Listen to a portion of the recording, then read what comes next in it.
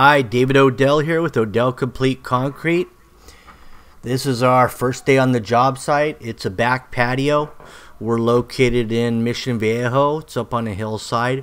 The ground does a lot of shifting up here on most of these hills. This is what they do when they developed all these houses. Is the house sits on a cut, and usually the back or the front yard is usually a fill, so that's where you get your drifts on those fill areas, because you never get it back to native ever. So here we are. We're going to take out the old concrete. We're going to put it back in new. We're going to put some rebar in there. That way we can hold it all together. When it does try to shift, it'll at least stay somewhat together. They had the old redwood 2x4 dividers in here. That was really common back. It was pretty popular from probably the 70s all the way into the mid 80s. That's probably when this was done. They actually painted the concrete a couple times, a couple different colors on here.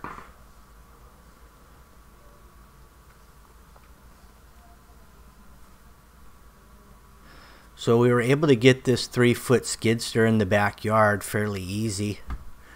But running it back and forth with loads of concrete in it, it's a really long process. So what we're going to probably be doing is scooping and dropping into a wheelbarrow and run them out manually.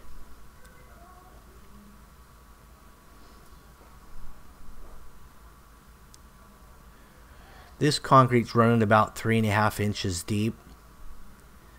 And you can see this skid steer moves the whole sections with no problem at all.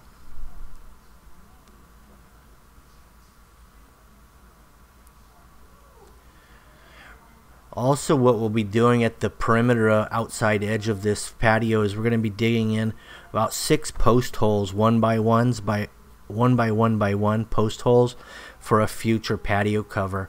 There was a patio cover on this house at one time or another that had been taken off, probably because it was rotting out and decomposing. So it's time for a new one. There's a footing that you can see right here near to us that I removed. That's where the old cover was sitting on.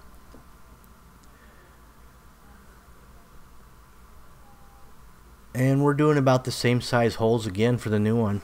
And what we can do, we can either wet set some 4x4 post support stirrups, or we can just drill and use expansion bolts to hold the straps in, which is what we'll be doing, because you don't want stirrups sticking up, you know, while you're waiting to build. It could become a real trip hazard. Here's some of that plastiform. We'll use a little bit of that because I have 2 lengths of it. And then we'll use the rest with 2x4, and we'll see how it holds up through the pouring process.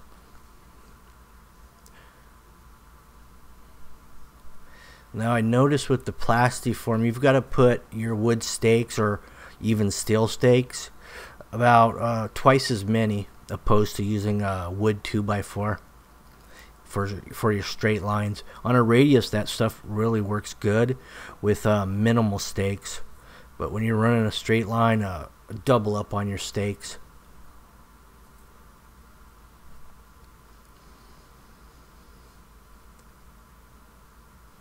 Also, we're going to be giving away a trowel set, Marshalltown Trowel Set.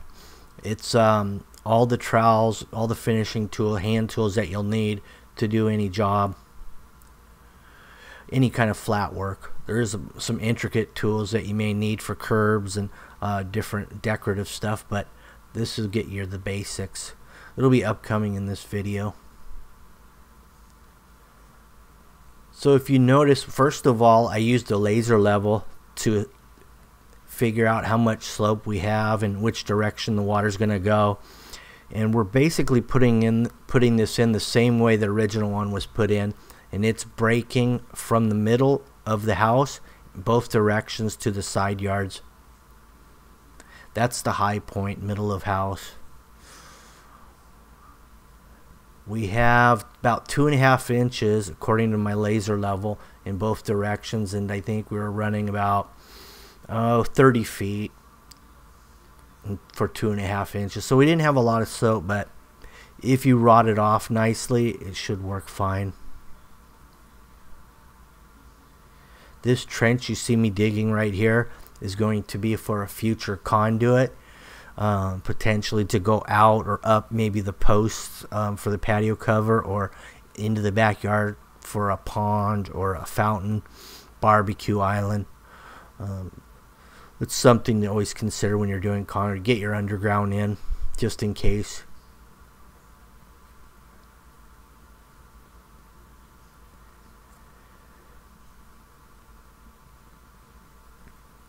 So I'm just going to duct tape it to that existing box there, that receptacle, and an electrician can come in here at some point, pull wires and run it wherever they need to at that point.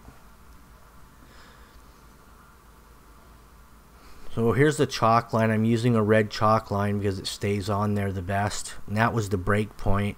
That's the middle of house. We have 2.5 inches of slope in that run.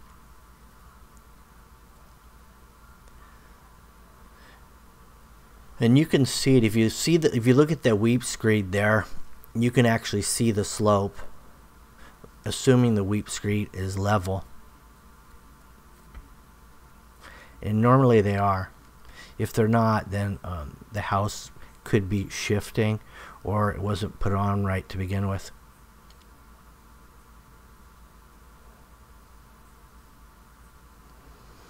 The rebar here that we're using is 3/8 schedule 40.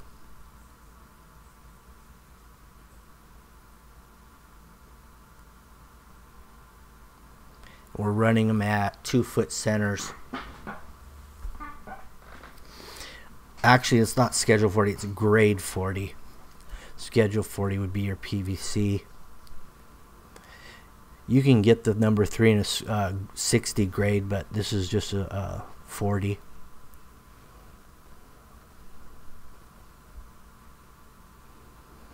The overlaps there, the minimal you want is about 18-20 inches, but we're going about a 2-foot overlap.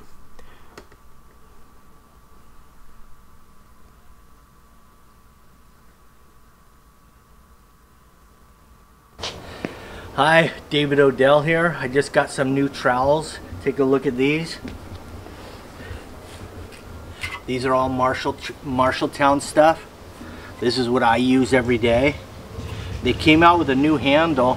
I don't know if you've seen it yet, but this has a little texture, and it's still the rubber, but it has texture, which might be kind of nice, because the old ones that didn't have the texture got slippery, especially when you sweat or you got them wet. It did get a little slippery. So I kind of have wood right now, but I think these are going to work out fine with a little texture on them. But this is what I call the beginner trowel set, and this is what I use every day, and this will get the job done. It'll get you finished. It has your joiner, it has your 3/4 deep, 1/2 inch radius hand joiner. It has your magnesium hand float. It has your 1/2 inch edger, hand edger. This doesn't really have the texture on it, but in this case you're going this way rather than turning, so texture is not as crucial. We've got your 5-inch wide, 12-inch hand trowel. This is your 20x5, one end rounded. So this is what we call the beginner trowel set. We're going to be giving these away. Stay tuned for the keyword to be entered into the drawing. We're going to use that Google randomizer to select the winners, and you get the whole set. 2 people are going to get it. Marshalltown's going to mail it out. We have some other stuff too from Marshalltown. They just acquired or partnered up with Spin Screed, which is a screed system driven by a drill. It's a 2-man operation, but we're going to be doing that one as a giveaway as well. So you know, we're going to have a lot of stuff that we're giving away. So there it is. There's the finishing set that we're going to be giving away. 2 sets to 2 lucky people that get it. Stay tuned for the key phrase. It'll be coming up here shortly. Right now we've got the 12-foot aluminum straight edge, which is really nice for rodding concrete. in multiple uses if you need a good straight edge actually. The mix design we're using is a 3250 PSI, and that means it's a city mix, C3250. What that means is it has no fly ash in it. Fly ash is typically a cement substitute. It costs less money basically.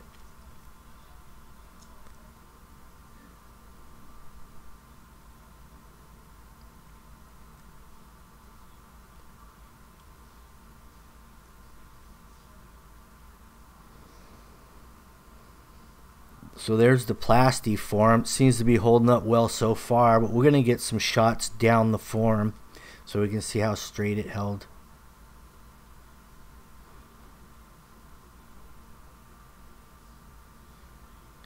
The thing I noticed about the plasti form, if you've got 1/2 inch steel stakes, the actual fasteners won't work on them.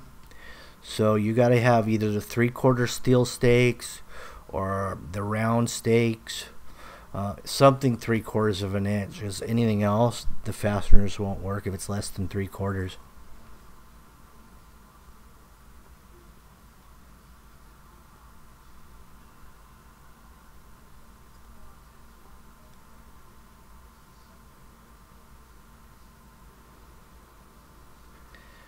That's the 4-foot wide magnesium bowl float with a rocker arm on it. The nice thing about that rocker is able to get underneath that canopy without hitting it. Here's the hand float that we'll be giving away. There's a little demo of it.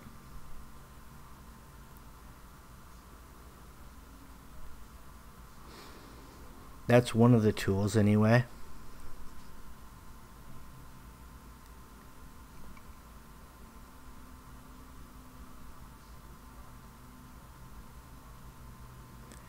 Here's Big Blue. It's probably already set up about, we're probably about 1 hour into it. And this is after 2 times passing it with the bowl float. We've got our joints in already. We will be saw cutting this as well. Another crack control joint all the way down the long ways through the middle. So these are going to end up about 7x7 panels. Oh, I forgot to mention we did add fiber mesh into this load as well. And I add that on the job site.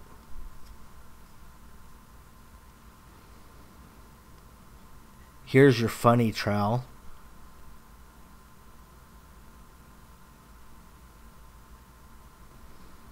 It's basically a big hand trowel with a pole on it.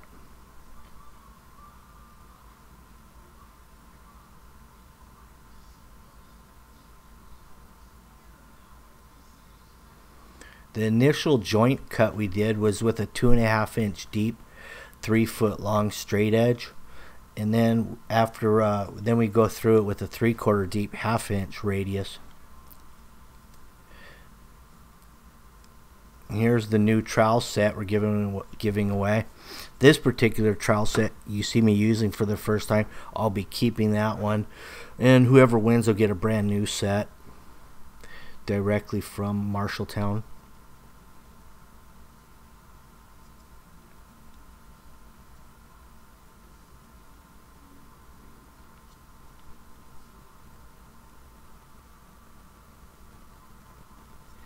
The nice thing about that 5 inch wide, and even the 20 and the 12 5-inch trowels, they're great for stuccoing as well. If you want to lay some stuff on a vertical wall real quick and get a lot on there fast, those trowels are great for that too.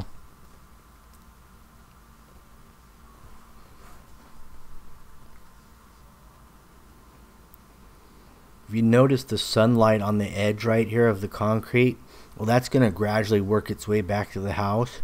As it does that, we'll be brooming this in 2 parts. The part in the sun we have to broom first, and then we have to wait on the inside against the house where it's shaded longer to broom it out evenly. So I'm going to broom everything in the sun for starters. and then I'll re-broom again over the entirety of it when the part against the house is about as dry as the part in the sun.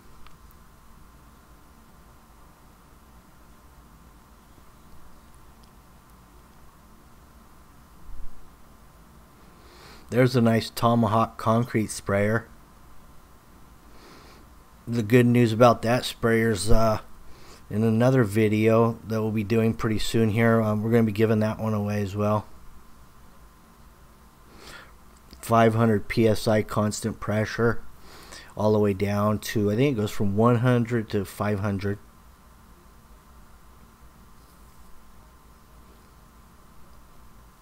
That's psi. Right now we got the fan tip on it, and it's shooting out there easily all the way across 14 feet. So if I put a cone nozzle on there, I'm guessing it'll probably go out about 20-25 feet.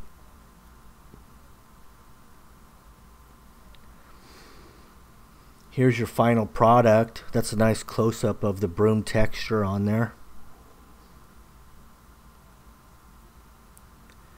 That was concrete curing compound, by the way, that I was spraying on there. What that does, it retains the moisture in the concrete so it cures out slower, inevitably making it harder. Second day on the job, we have pulled out the plastiform in all forms. Now we just snap the one line down the middle, and that'll be our saw cut. And we're going to use the Milwaukee battery powered to make this cut. We'll go 3/4 to 1 inch deep on this cut.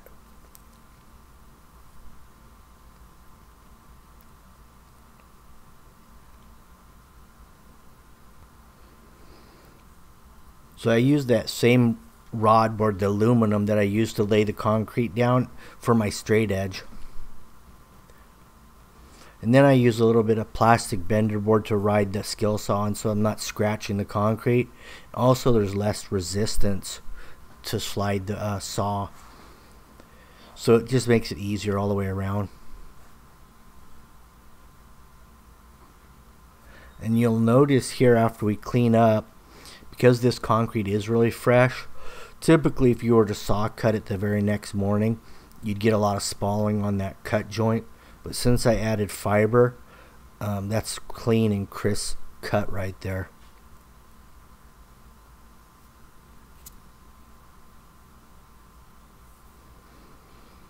Pressure wash the slider doors off, a little splatters here and there on the stucco. And that's how we detail it out.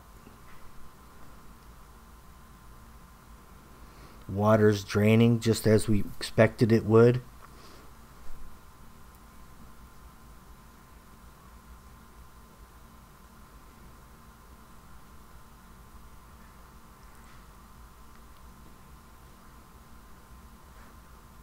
Thank you for watching. Oh, by the way, the key word is I want the Marshalltown concrete finishing set.